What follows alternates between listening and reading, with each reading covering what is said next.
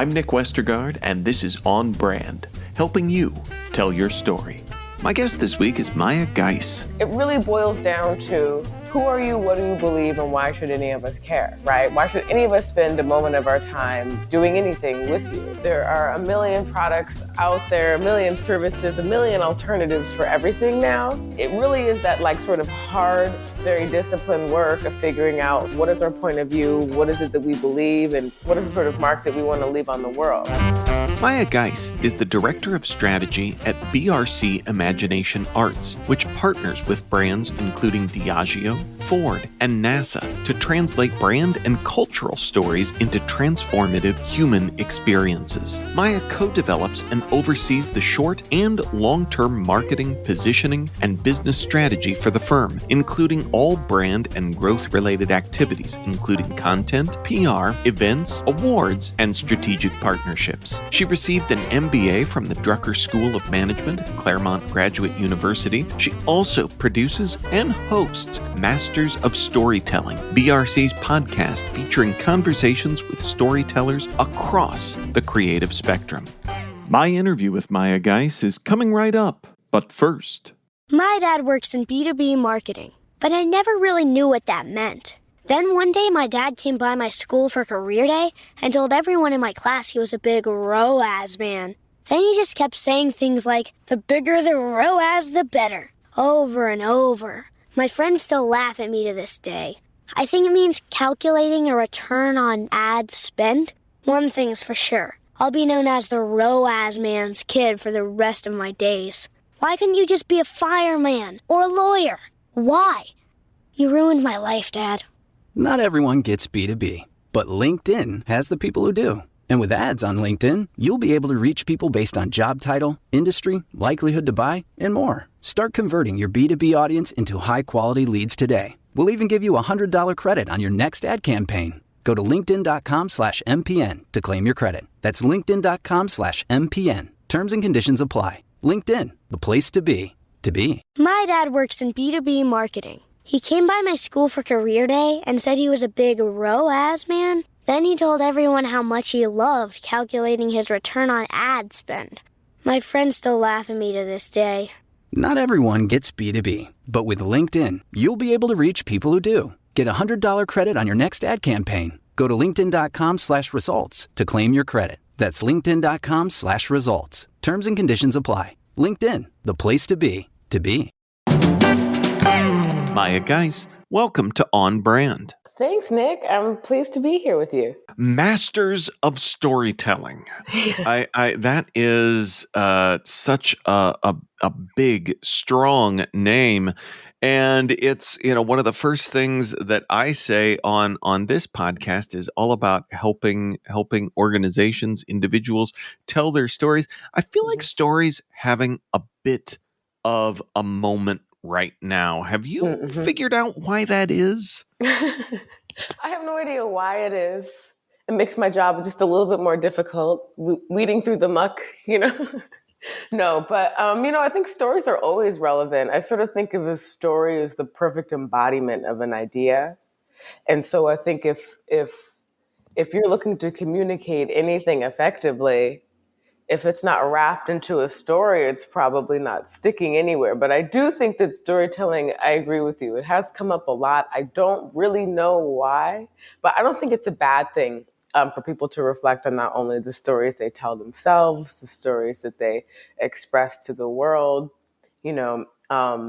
So I think it's always a good time for storytelling. But I like that you noted in your answer there that it means you have to wade through the muck a bit, because I, as someone that works in and around story, I do find that. I find myself at events talking about story a lot. And I always preface it by saying that there's a lot of content out there that is surface level. It's hard not to, read an article in a business magazine or industry trade, go to a conference, see something about story. My wife works in city government, and she was at a conference and said, guess what I'm in a session about? It's story. and it is everywhere, but it's not always clear. I mean, I feel like the kind of surface level, like you said, the muck is kind of in a word, simply like story good. Mm-hmm. And we don't often get armed with what it is that we should actually do with that. So when it comes to mastering Mm-hmm. storytelling, as Masters of Storytelling might, what does the work of story look like today? Where Mm-hmm. does that start? Well, I'll tell you the reason I love making the show, and part of the reason that I wanted to do it, and and what I do is in each episode I talk to a storytellers in different mediums, like a costume designer, a lighting designer, a business executive, and I sort of talk about how storytelling plays into their work, because storytelling is very discipline specific.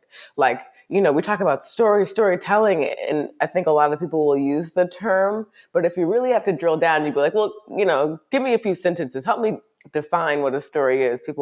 That's hard, right? Like, we all sort of understand the general concept of a story. We've all grown up being told stories, reading stories, but how that affects itself into what we do as marketers, strategists, planners, all that stuff, executives, story looks and feels very, very different than what we're used to. And I think that that's often where the disconnect lies, because again, people think they know story. I know it, I know what a story is. I can identify one, but how you tell a story in the environment, the context that you're in a way that actually solves whatever problem you're looking to address, that is a very different exercise. And so I think that in order to master storytelling, you really have to master your craft. And storytelling ends up being the art, and there's a science to storytelling, but the science is the craft, I suppose. But then the art comes in how you weave these like disparate parts together in a way that makes sense and hopefully affects people. Say more about some of the conversations and the types of storytellers that you're talking to on the show. I love the idea of talking to costume designers and what we can learn, even as brand storytellers, from these other story practitioners. Mm-hmm. Well, because a lot of it really drills down to decision making. Do I do this or do I do that?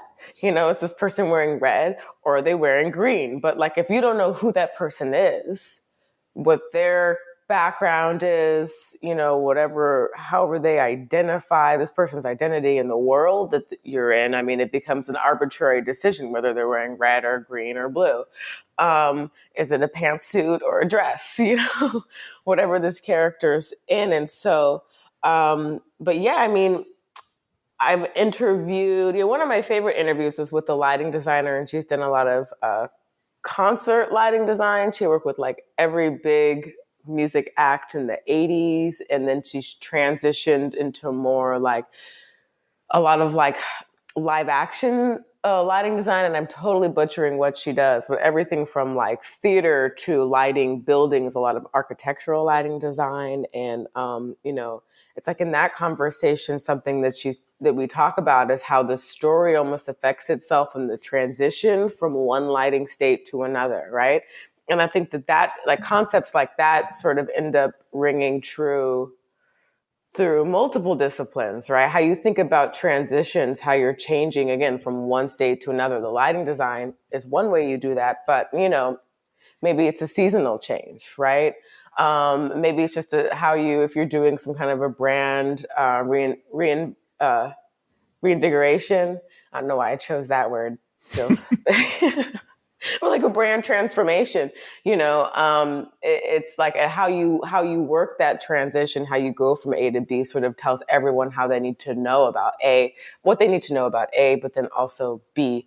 And so I think that a lot of the the decision-making structures that sort of run through each of these disciplines and how, the story carries out through them, but then also just keeping on theme. Theme is a word that we use a lot in the narrative placemaking, themed entertainment business that I'm currently a part of. But like, what does it all mean? Like, what is it all meant to do? And that sort of helps bring a certain amount of focus to the work and the story that's being told, but then also that sort of plays into the decision making. But yeah, I think that there's a lot that we can all learn from each other. Also because, it's a 3D world. And again, I'm coming from the world of experiences, attractions, placemaking. All of these disciplines end up, coming together in that space. So it's interesting for me, but I do think there's a lot that we can all take from what each of these storytellers are doing. Well, and you said it in there. I mean, I think whenever we talk about what we know about story, they're all about, something happening, something from A to B that is happening in a story. And I think, like you said, with costume design, what do we want someone to know about this individual that we're putting in front of them? What do they know now, and how will this inform that? And I think that a lot of times as brands, we're looking for, really communicating that same sort of A to B transition there as well. So I think that we really should and can learn a lot by broadening that scope as well. Mm-hmm. You talked about your work at BRC Imagination Arts. Mm-hmm. Talk a bit for folks that may not know about what BRC does.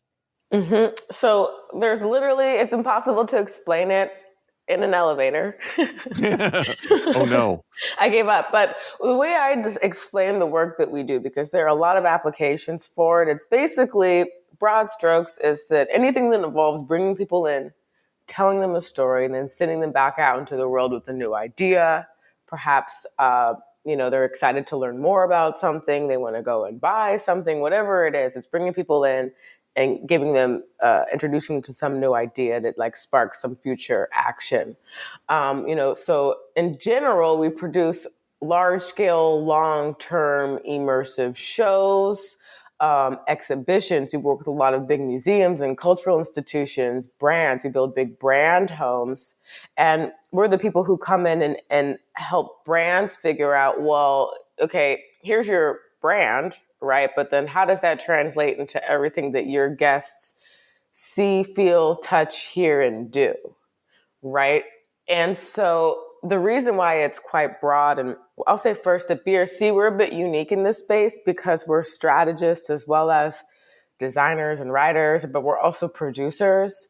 So, we'll be with our clients in the very early days of figuring out, okay, what is it? Where is it? How much are you going to charge? How many people are coming? Who's coming? What do they want? What's the sort of infrastructure around these people arriving? Annual projections, and giving people a plan, like what are the operations need to look like, staffing, all those things. And then we'll move into the design and concept, but then, boots on ground where, I've been in certain experiences the night before they open, putting lamps together, so it's very hands-on. And the other reason I think we're a bit unique is because, we're based in Burbank. So our headquarters are in California, just basically in Los Angeles.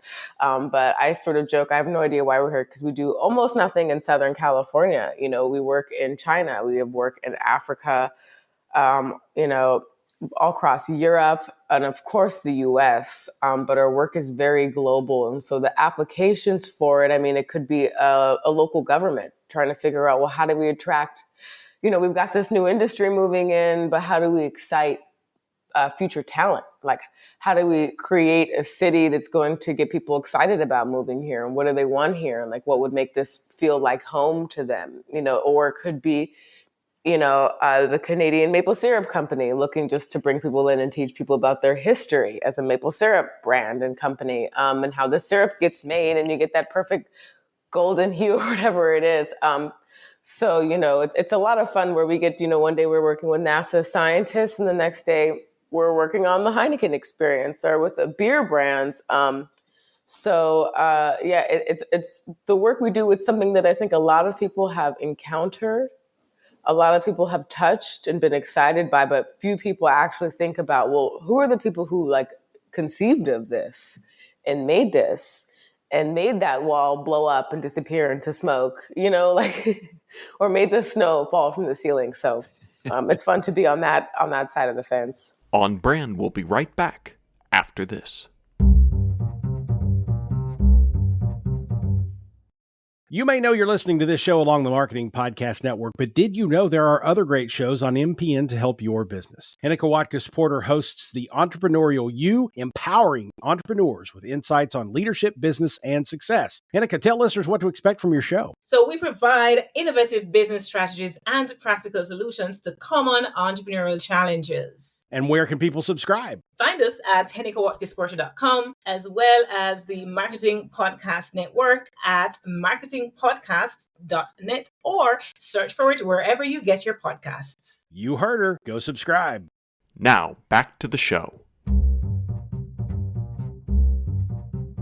So, to the point of the people that make the snow fall from the ceiling, attractions, placemaking, the entertainment aspect of brand building, it's another one of those things, kind of like story, that it seems at first somewhat counterintuitive because so much of our lives have been pushed digitally, and yet at the same time there is this huge connection with things tactile that we can touch, that we can feel, the snow that falls from the ceiling.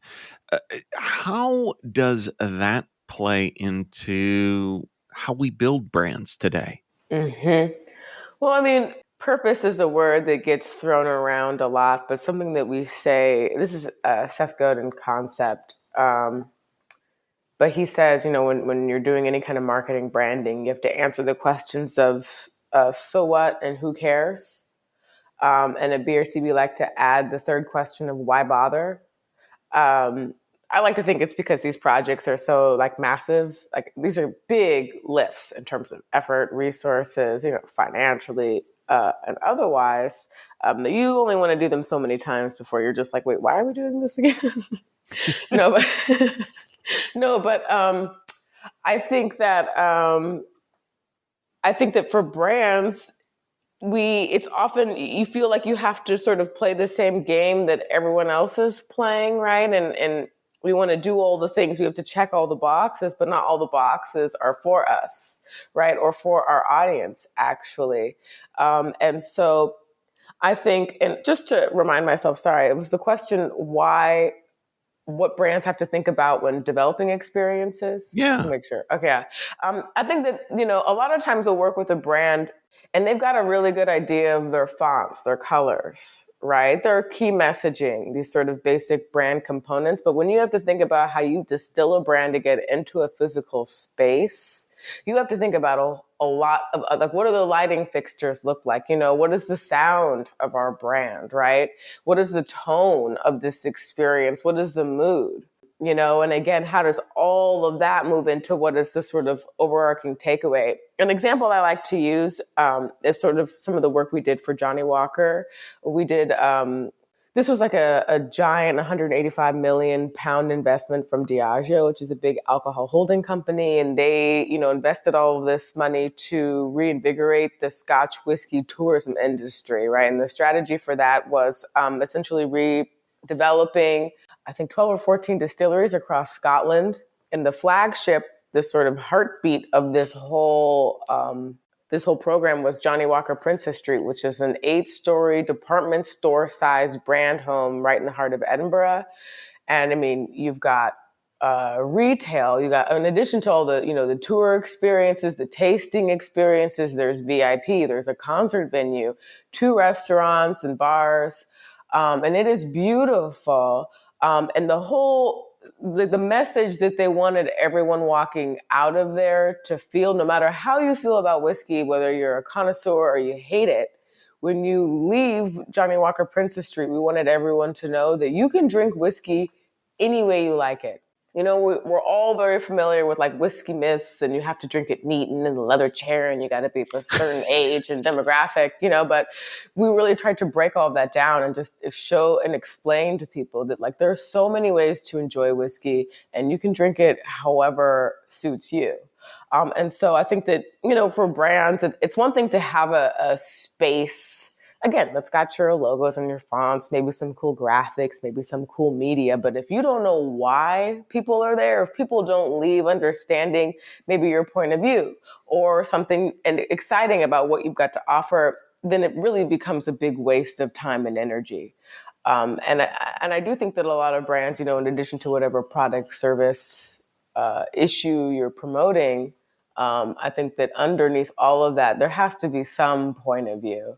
And again, like, what is it that you're like, again, that sort of why bother question of, what does this have to do with anything and anyone? Why is this worth our time?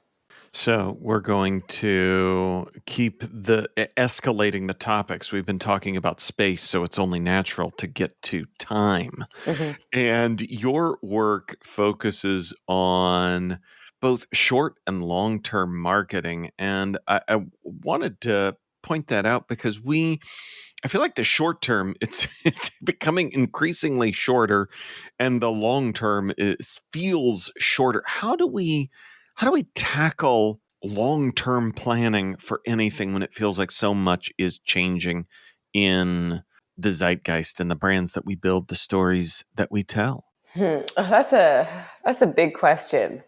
I'm going to be honest with We're you. building up for the big finish here. So Yeah, I mean, my brain sort of went to like personal work I've been doing on how you plan for the future, but while accounting for what's right here, right now, But I think it always, again, it really boils down to who are you, what do you believe, and why should any of us care, right? Why should any of us spend a moment of our time doing anything with you? I mean, there are a million products out there, a million services, a million alternatives for everything now.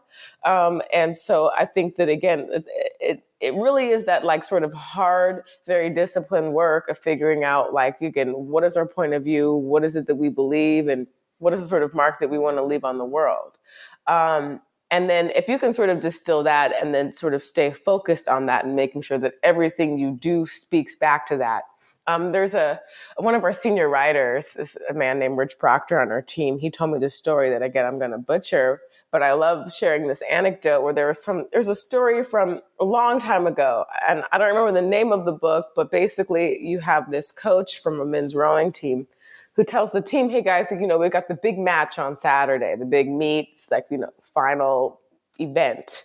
And we want to win this thing. So all week you can do whatever you want. But before you do, ask yourself, will this make the boat go faster? If the answer is yes, right on. But if the answer is no, don't do it. So if partying tonight will make the boat go faster, you go have a great time, right? And I think that this is how I think about branding. It's like, if you have to know who you are and then everything you do, will this make the boat go faster? If the answer is no, don't do it. And then inevitably, over the course of time, these tiny actions add up into one legacy, right? One story, not to overuse the term, but all these little things add up into a trajectory that is very illustrative of, again, who you are and what you believe and why anyone should care. I also think that in today's world, again, with all the alternatives, all the messaging that's out there, there are a million data points to prove whether this brand is being honest or not. And people perceive that immediately. People talk a lot about authenticity in branding. I don't think there is such a thing, but there is a place for self-awareness. And I think that a lot of brands, it would behoove them to really be honest about who they are and what they can offer, because that might be exactly what someone's looking for. But the minute you've misled a consumer into thinking that you're something that they're not, they've bought in, now you've wasted their time and their money, they're not returning. Whereas that customer that just wanted whatever it is that you had in lieu of everything else, they'll be a customer for life. And so there is, I think, certainly a place for self-awareness, that honesty. But then, that, like, again, that's just steady, consistent decision-making that speaks to the core of who you are and what you believe.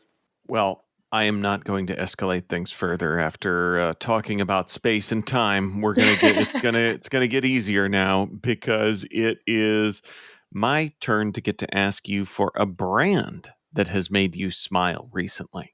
Yeah, I just love the Olympics in general. And I think in the last few years with COVID, it was such a bummer. I think watching the Olympics become, in terms of this celebration, because the thing that even as a kid that I loved about the Olympics was that for the 2 weeks that it's on, it's something that you're doing almost every single evening with your family, with your friends.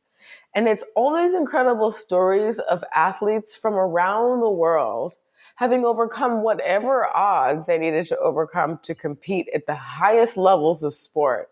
In sports, one of these things where yeah, there are charismatic athletes. We see this a lot with the runners, sometimes in more than other sports. But when it comes to athletics, it's raw human excellence. You can't fake that. There is no faking when it comes to that sort of competition between two people. And so I always looked forward to the Olympics as just this time to just be happy and to celebrate, America is one thing and all of our athletes, but then also just the world coming together to compete and to celebrate each other's having broken some new barrier or, opened some new avenue or lane for all these other athletes. Like now, especially with the Olympics this year, we had a lot of new sports like skateboarding and, RIP breakdancing, but it's just so cool to see all of it come together. And so I think that the Olympics, and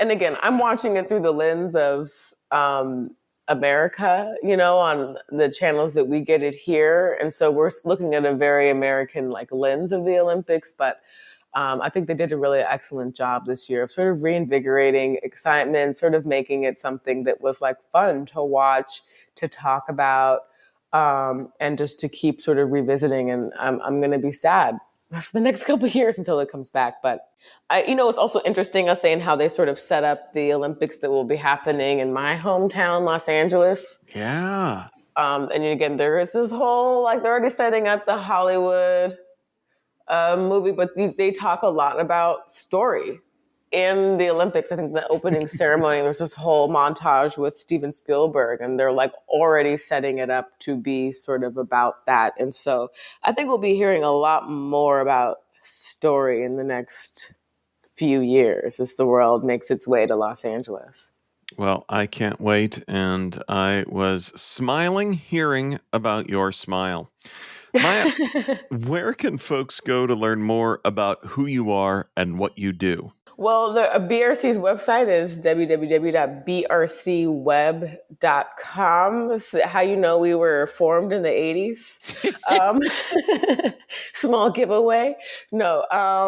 And, our podcast, Masters of Storytelling, is anywhere you like to listen. And I myself am on LinkedIn. I'm sure you could just look up my name. I don't think there are too many Maya Guices in the world, at least not yet. So I'm relatively easy to find for that reason. But I really appreciate you taking the time to talk to me, Nick. Awesome. And we will link up to all of that in our show notes, which folks can always find at onbrandpodcast.com.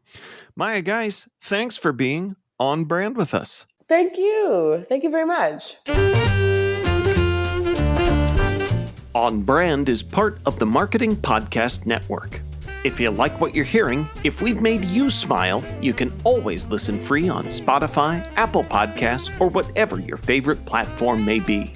And please take a moment and rate and review the podcast to help others find the show. Until next week, I'm Nick Westergaard, and I'll see you on the internet.